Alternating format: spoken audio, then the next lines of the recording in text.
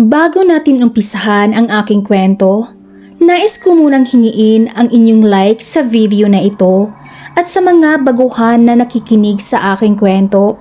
Please subscribe to my YouTube channel and click the notification bell para updated kayo sa bagong video na aking i-upload. At sa nais na makinig pa ng iba kong kwento, please visit to my other YouTube channel at ilalagay ko ang link sa comment section. Maraming salamat po at simulan na po natin ang aking kwento. Pawisang naglalakad sa ilalim ng tirik na araw habang pilit na inilalako ni Rosa ang mga gulay na naani niya sa kanyang maliit na hardin na siyang nasa bakuran lamang ng kanilang tahanan. Kahit pinagtitinginan na siya ng mga tao, ay wala siyang pakialam dahil mas nakatuon ang kanyang buong atensyon sa paghahanap ng mga taong bibili ng mga paninda niya. Kinakailangan niyang maibenta ang lahat ng gulay na kanyang naani sa araw na iyon upang may pangbili siya ng kahit 1 kilo man lang ng bigas. Halos pudpud na ang suot na tsinelas ni Rosa dahil sa araw-araw na pagsuot niya sa bagay na iyon. Ngunit hindi niya magawang makabili ng bago dahil mas inuuna niya ang makalikom ng sapat na pera upang makabili ng bigas at may maipakain sa kanyang ina na may malubhang karamdaman. Nang maubos na ang mga gulay na inilalako ni Rosa, agad siyang pumunta sa palengke at bumili ng 1 kilong bigas at kalahating kilo ng isda. Masayang naglalakad pa uwi ang dalaga habang bitbit ang mga pinamili niya. Sa araw-araw na ginawa ng Diyos, palaging umiikot ang buhay ni Rosa sa paglalako at uuwi upang ipaghanda ang kanyang inang nakaratay. Naku Rosa, mabuti at nandito ka na. Bilisan mo nang makauwi sa bahay nyo dahil naghihingalo na ang iyong ina. At bakit napakaraming tao sa bahay nyo, Rosa? Nang marinig ni Rosa ang naging wika ng kanilang kapitbahay, nagmamadali na siyang umuwi at walang ibang inisip kundi ang inang nakaratay sa higaan.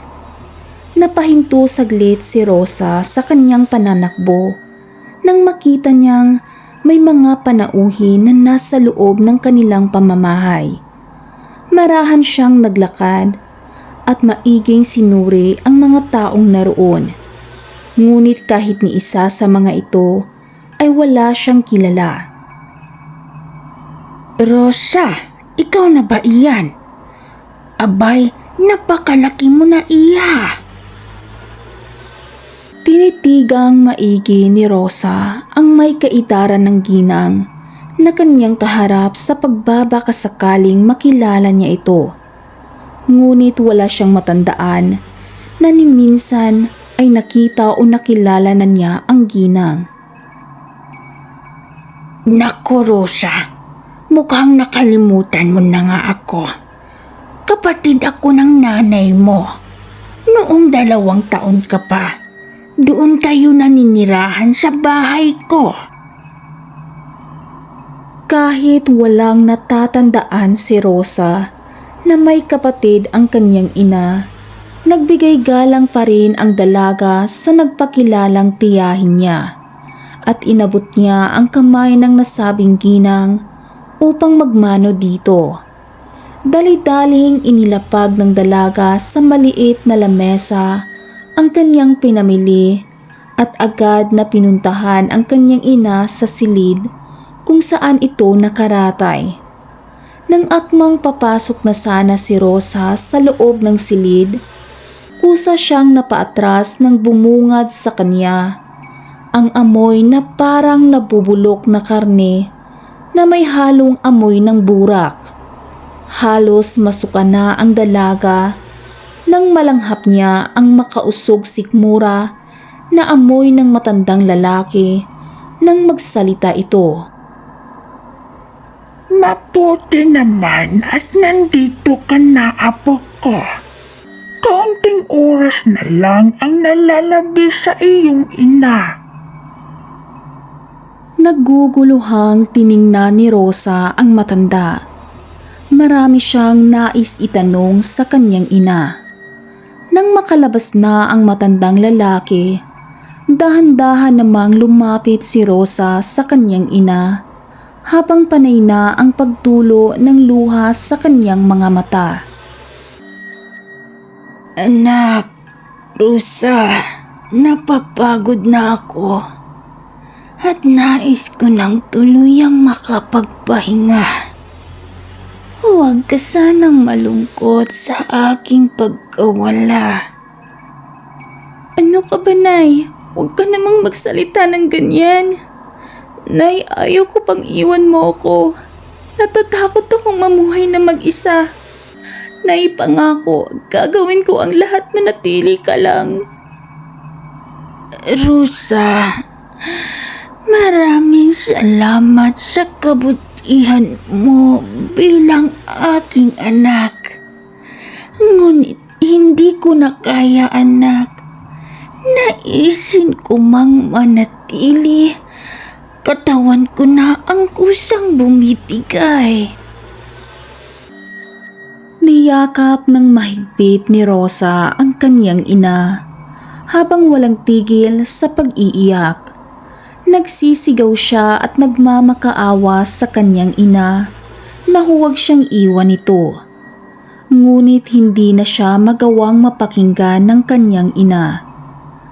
Kahit nag-aagaw buhay na ang ginang, pilit pa rin itong nagsasalita kahit pabulong na lamang. Tanggapin mo ang aking maiiwang kayamanan, anak. Pagkatapos magsalita ng ginang, sa pilitan nitong hinawakan ang bibig ni Rosa at pilit na ipinapalunok ng kanyang ina ang napakaitim na batong isinuka nito habang balot ng napakalapot na laway. Nais mang masuka ni Rosa sa pangdidiri, ngunit hindi na niya mapigilan ang mapasigaw at walang tigil sa pag-uunat ng kanyang katawan dahil sa sakit na kanyang nararamdaman na walang kasing katulad. Ang huling nakita ni Rosa ay ang napakamaliwalas ng ngiti ng kanyang ina bago siya tuluyang mawalan ng malay. Habang nakahiga sa papag ang walang malay na dalaga, ay siya namang sinamantala ng mga kamag-anak ng kanyang ina. At madalian ang ginawa nilang pagbuhos ng sariwang dugo ng tao sa katawan ng dalaga, habang walang tigil sa pagbibigas ng mga katagang. Tanging ang mga ito lang ang nakakaintindi. Nagulat ang lahat ng mga nakapalibot sa dalaga nang bigla na lang bumangon si Rosa at nagsisikaw ng ubod lakas na halos ikabingi na ng lahat ng naroon. Ama, paanong bumalik kaagad ang kanyang kaluluwa? Samantalang nasa kalagitnaan pa lang tayo ng ating pagsasaling. Magmadali ka, Gloria. Kumuha ka ng tali at itali mong maigi ang mga kamay at paa ni Rosa. Bilisan mo! Nahintakutan si Rosa nang marinig niya ang naging utos nang nagpakilala sa kanyang abuelo niya. Mabilis na iniikot ng dalaga ang kanyang mga mata sa kabuuhan ng paligid. Ngunit lahat ng naroon ay hindi niya kilala at ang bahay na kinaroroonan niya ay kakaiba. Lahat ng nakikita ng kanyang paningin ay hindi pamilyar para sa kanya. Ni kahit isang kapitbahay nila ay walang mahagilap ang dalaga. Tatayo na sana siya nang biglang may humawak sa kanyang mga braso at paa habang sa pilitan siyang tinatalian. Anong ginagawa niyo? At bakit niyo ako'y nilalagyan ng tali sa mga paa at kamay ko? Nasaan ang inay ko? Wika ni Rosa habang mahihimigan sa kanyang boses ang takot na unti-unting lumukob sa kanyang buong katawan. Tumahimik ka, Rosa. Kailangang matapos ang ritual ng pagsasalin. Di ba nais mong makita ang iyong ina? Hayaan mong matapos ang gagawin naming pagsalin. At ako mismo ang magdadala ng iyong ina sa mismong harapan mo. Kaya't huwag ka nang magmatigas pa. Nang marinig ng dalaga ang naging pahayag ng babaeng nagpakilala sa kanya na tiyahin niya, hindi naman mapigilan ni Rosa ang pagtaas baba ng kanyang dibdib dahil sa takot na kanyang nararamdaman. Nang tuluyan na ngang maitali ng ginang si Rosa, ay wala na siyang nagawa pa kundi ang magdasal sa Panginoon at humingi ng karampatang gabay rito. Tahimik na umiiyak si Rosa habang taimtim na humihingi ng gabay at tulong sa Panginoong makapangyarihan sa lahat. Maya-maya pa narinig na ng dalaga ang mga bulong ng mga taong nakatayo habang nakapaikot sa kanya.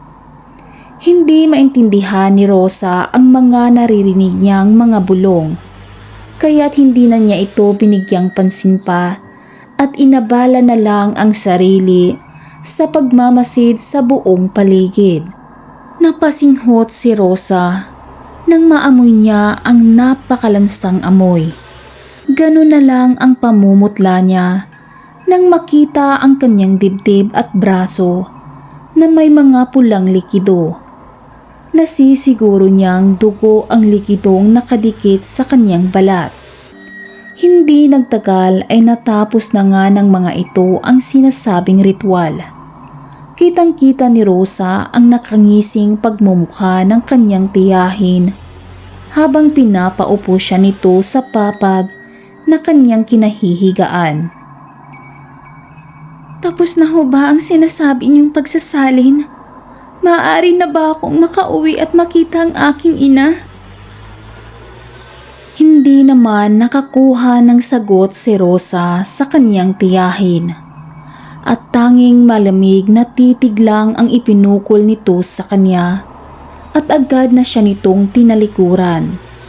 Nabuhayan ng loob ang dalaga nang makita niya ang kanyang tiyahin na bumalik kaagad. May dala itong isang napakalaking pinggan at nasisiguro niya na sariwa pa ang karning naroon. Padabog na inilapag ng tiyahin ni Rosa ang pinggan sa kanyang harapan at gano'n na lang ang panlalaki ng kanyang mga mata nang nasisiguro na niyang hilaw nga ang karning inihain sa kanya. Napatingin si Rosa sa gawin ng kanyang lolo nang magwika ito sa kanya ng, Apo, kailangan mong kainin ang inihanda namin para sa iyo upang tuluyan ng matanggap ng iyong katawan ang ginawang pagsalin.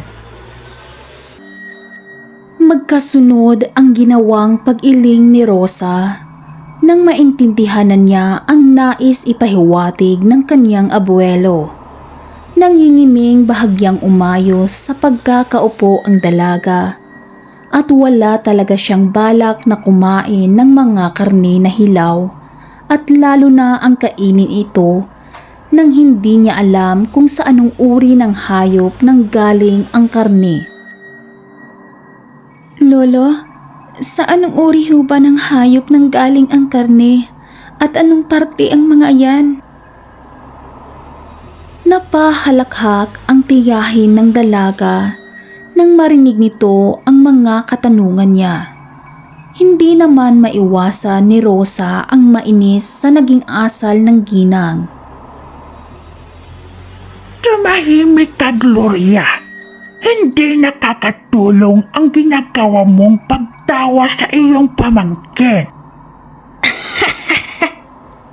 Ama, walang pinagkaiba ang batang yan sa anak mong Suwael. Katulad lang din siya ni Susan. Hindi na mapigilan ng dalaga ang galit na namuo sa kanyang dibdib, lalo na noong binanggit na at winalang hiya ang kanyang ina. Huwag kang magsalita ng masama laban sa aking ina, dahil wala kang alam kung gaano ito kabutong ina sa akin at kung paano ako pinalaki ng maayos.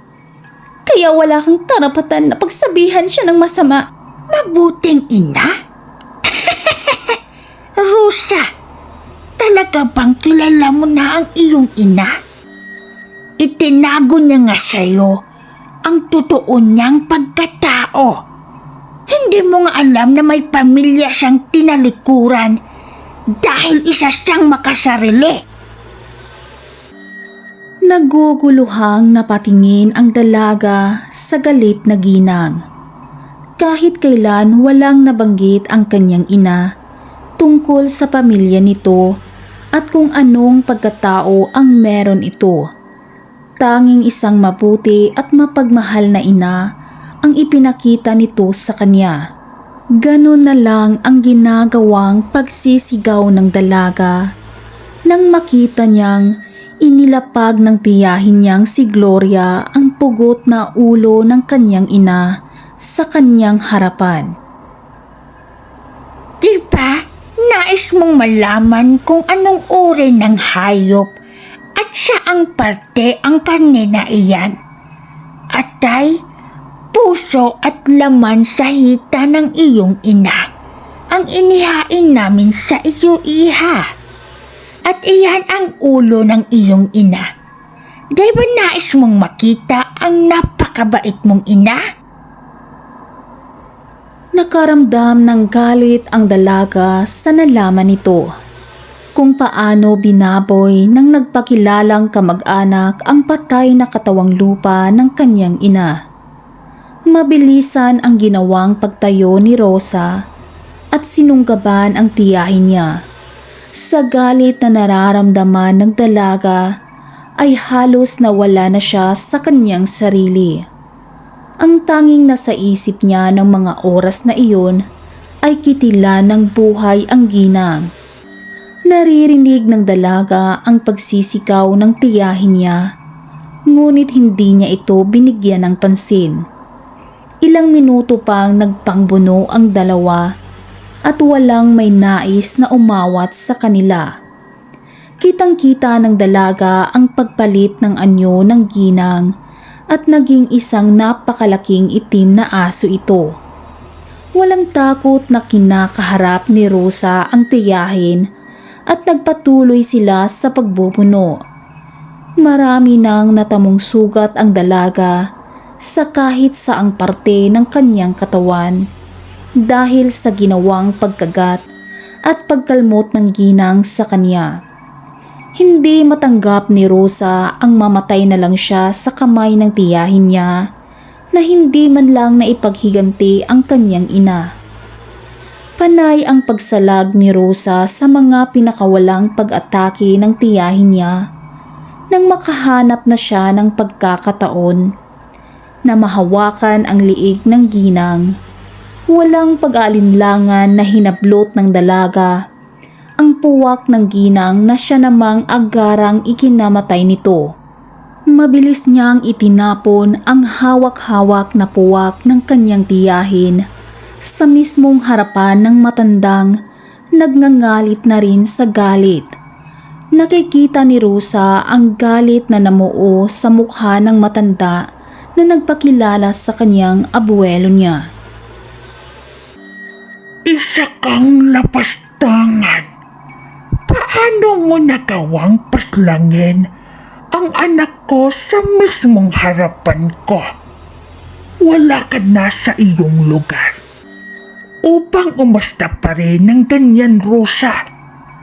Dahil simula nang binawian ng buhay ang iyong ina, kami na ang bago mong kapamilya. Napangisi si Rosa sa naging wika ng matanda, kaya agad siyang sumagot rito ng, Kapamilya? Nahihibang ka na ba? Kahit kailan, hindi ko kayo ituturing na kapamilya. Tanging ang aking ina lang ang pamilya ko at wala ng iba pa. Nang marinig ng matanda ang naging wika ng dalaga, mabilisan itong nagpalit ng anyo, kagaya ng sa tiyahin niyang nakahandusay at wala ng buhay. Agad na inihanda ni Rosa ang kanyang sarili at nakangising pinagmasdan ang bawat kilos ng matanda. Pabulong na nagpasalamat ang dalaga sa kanyang ina sa ginawang pagturo nito sa kanya kung paano makipaglaban. Umalulong ang matandang kaharap ni Rosa at walang pag-aalinlangan na sumugod ito sa kanya at ubod lakas na inihampas sa dingding, dahilan upang lumusot siya sa dingding ng bahay na gawa lamang sa kawayan. Napaubo ang dalaga habang pilit na hinahabol ang kanyang hininga. Napaungol siya sa sakit na nararamdaman nang paulit-ulit siyang sinipa sa bandang tagiliran ng kanyang abuelo. Nang makabawi na sa paghinga ang dalaga, agad niyang hinawakan ang paa ng matanda at ubod lakas na hinatak, dahilan upang mawalan ito ng balanse at bumagsak sa lupa. Agad namang sinamantala ng dalaga ang pagkakataon. Mabilis siyang tumayo habang hawak-hawak pa rin ang paa ng kanyang abuelo na siyang nakapagpalit na rin ng anyo bilang aso. Nakangisi niya itong tiningnan at ubod lakas na inihampas sa lupa ng paulit-ulit. Huminto lang ang dalaga sa kanyang ginagawa nang makita niya ang labis na panghihina ng matanda. Bumalik na ito sa anyong tao at naghihingalo na rin. Nilapitan ni Rosa ang matanda at walang awang binali ang liig nito. Napaalulong naman ang lahat ng kalahi ng matanda nang tuluyan na niya itong makitilan ng buhay. Nakita ni Rosa ang halos nasa 20 na mga kalaban. Pero ang mas kumuha ng kanyang atensyon ay ang lalaking kagat-kagat ang ulo ng kanyang ina. Mabilis siyang nanakbo at ubod lakas na sinunggapan ang lalaki. Nang dahil sa galit na nararamdaman ni Rosa, agaran niyang winakwak ang dibdib ng lalaki. Umiiyak siya dahil sa awang nararamdaman para sa kanyang ina. Kung paano binaboy ng mga hayop na iyon ang katawang lupa ng namayapan niyang ina. Magkakasabay na sumugod ang 5 pang aso kay Rosa. Ngunit agad niya itong naiwasan. Kitang-kita ni Rosa ang marahang paggalaw ng mga kalaban at naririnig niya ng malinaw ang bawat nililikhang ingay ng mga taong nagwangis aso na rin.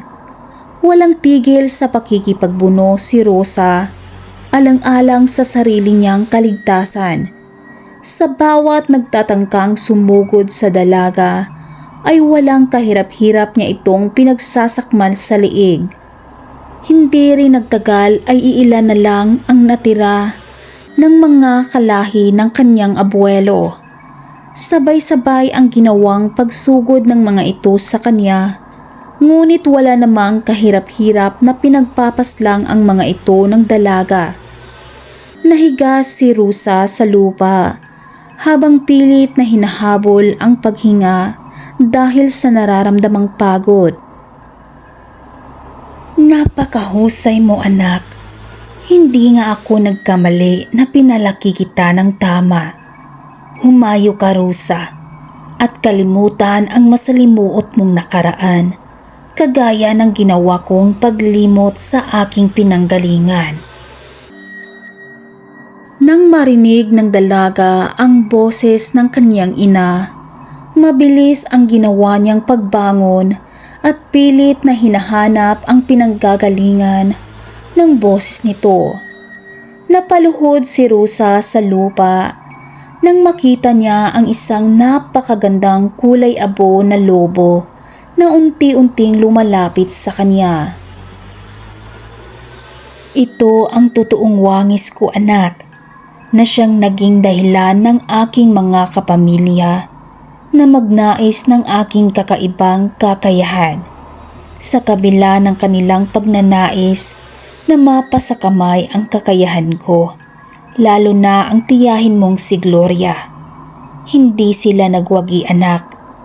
Pakaingatan mo ang pamanang kayamanan ko sa iyo. Huwag mo sanang gamitin ito sa masama. Napaiyak si Rosa nang maramdaman niya ang malamig na mukha ng lobo na marahang dumampis sa kanyang mukha. Hindi nagtagal ay naglalakad na papalayo ang lobo. Kitang-kita ni Rosa ang unti-unting paglaho ng wangis ng lobo at tuluyang tinangay ng hangin.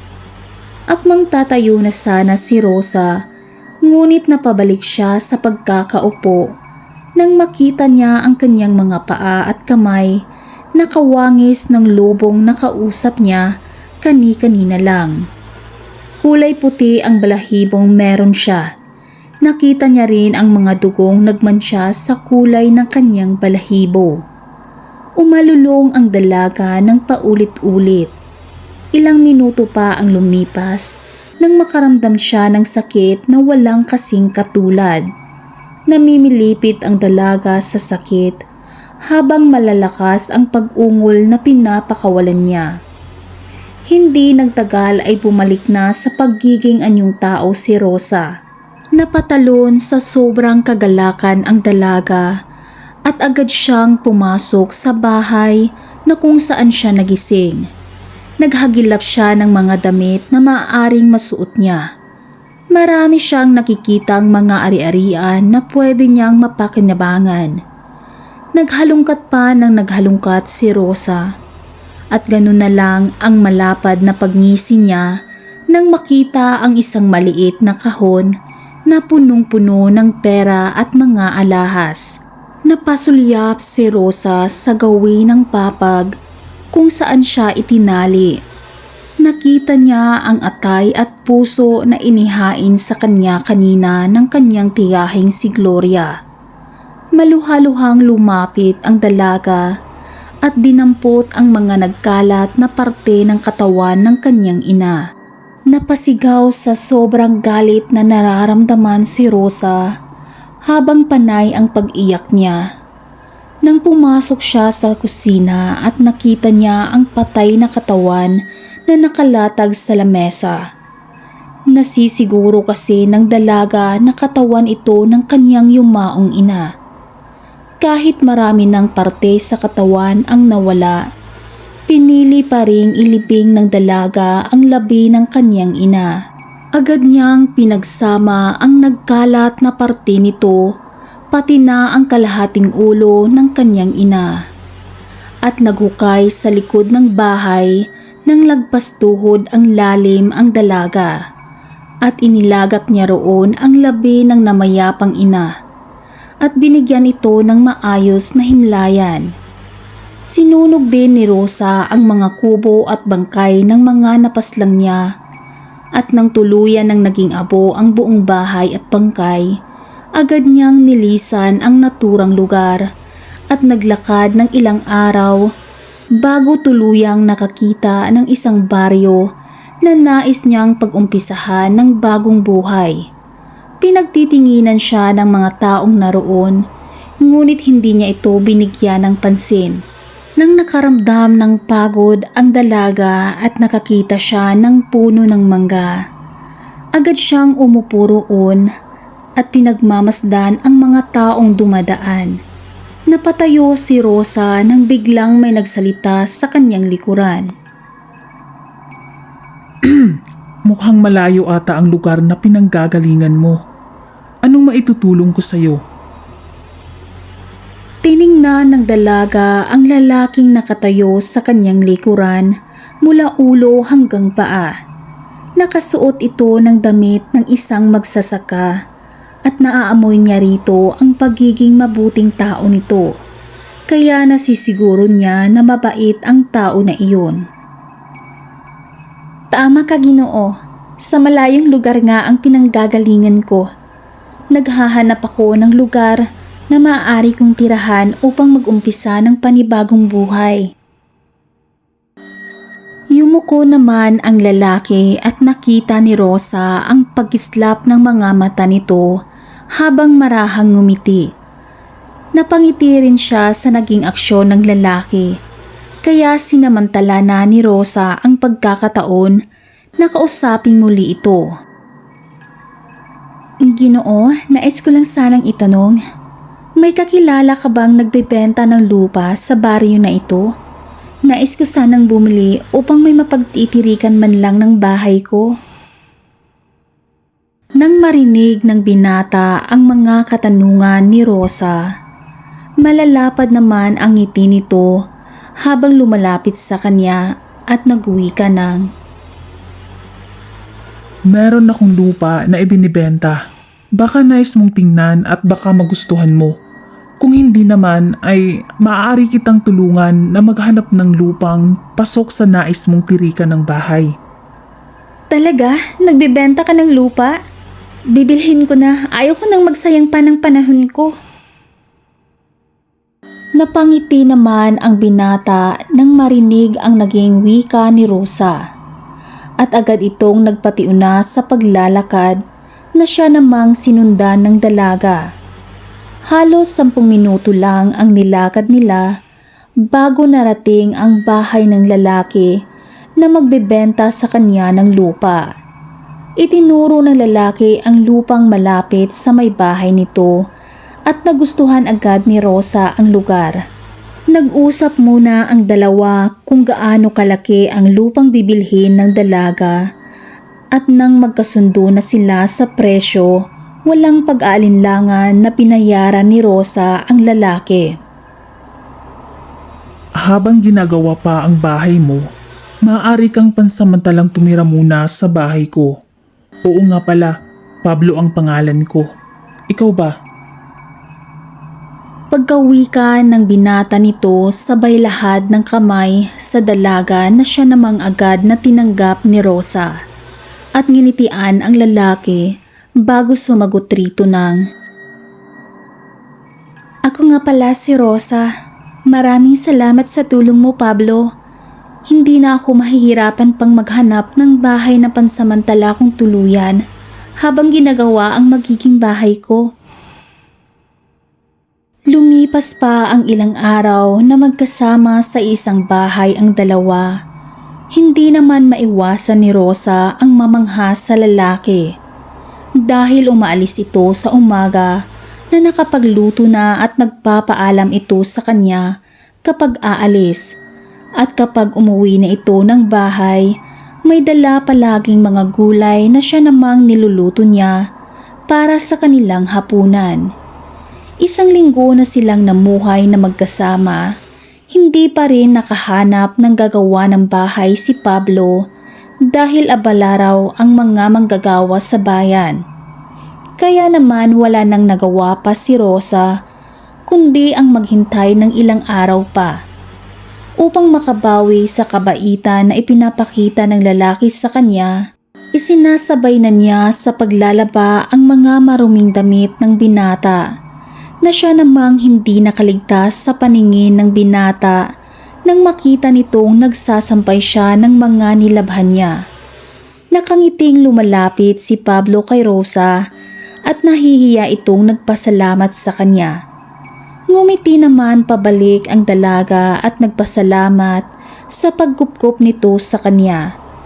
Lumipas pa ang ilang araw, namuhay na parang mag-asawa ang dalawa.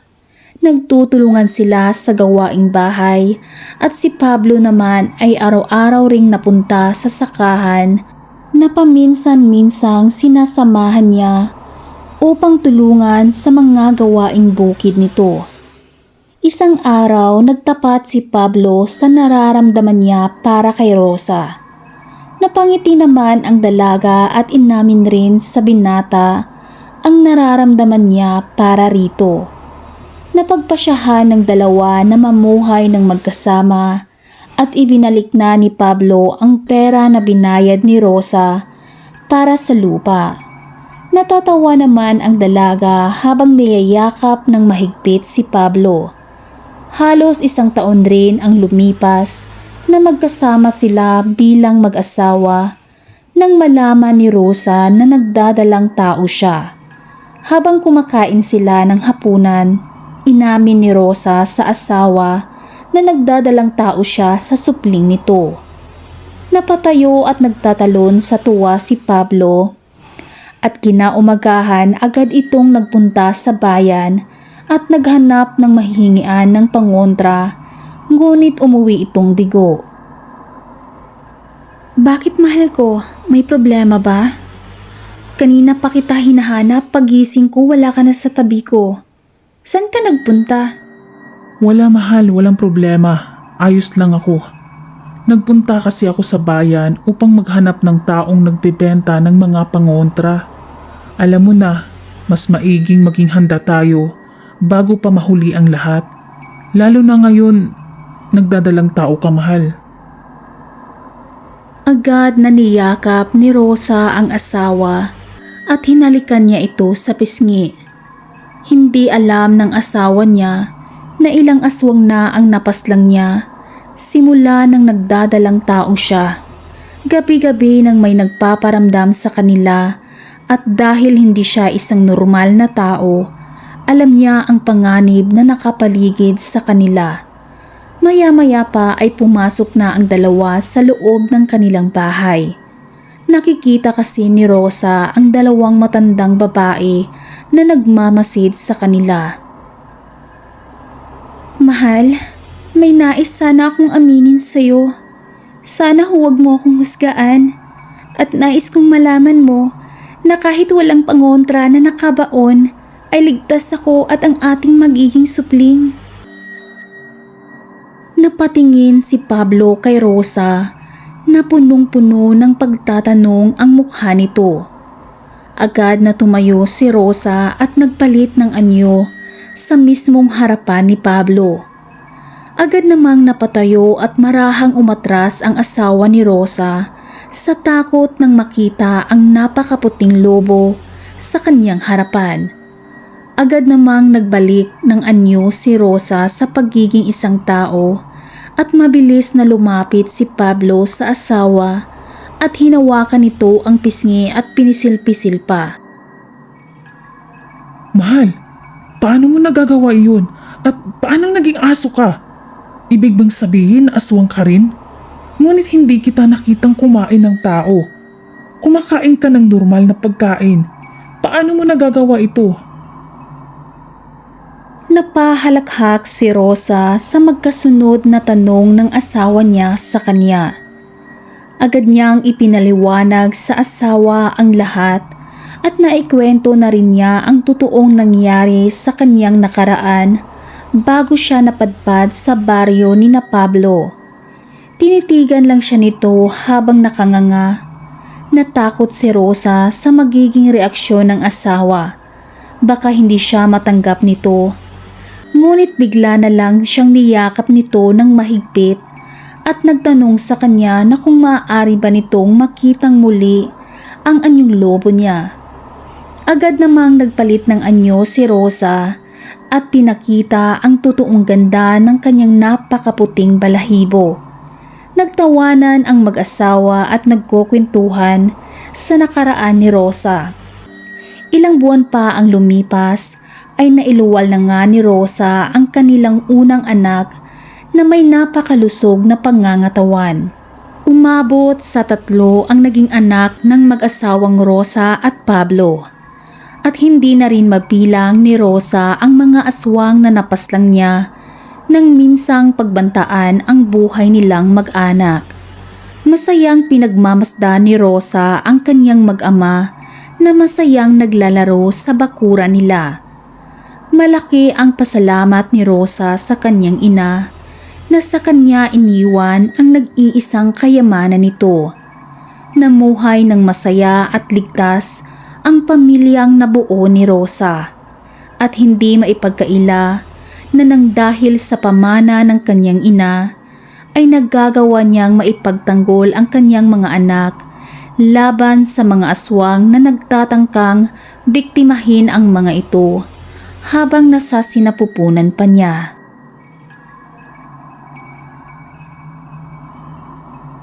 Maraming salamat po sa walang sawang pakikinig ng aking kwento. This is Miss Koey, ang inyong narrator. Bye-bye!